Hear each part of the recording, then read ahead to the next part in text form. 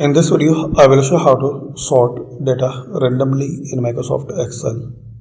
So if you have the header, so click here, then equal sign. So press equal sign, then RAND, select here, then press tab. So you will see this random number. Now press Ctrl D. Type equal sign, then RAND. Now select it, then press tab.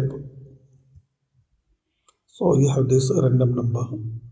Now select and Control D. So you have this all random number. Now we have this unique and random number. Now select any cell, then right click on it, then sort, and you can select here sort smallest to largest. So we can see now we can sort as a random number.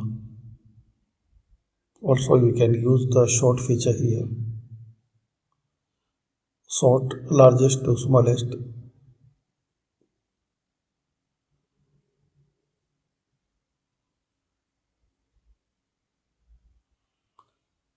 So this is the way you can sort randomly in Microsoft Excel.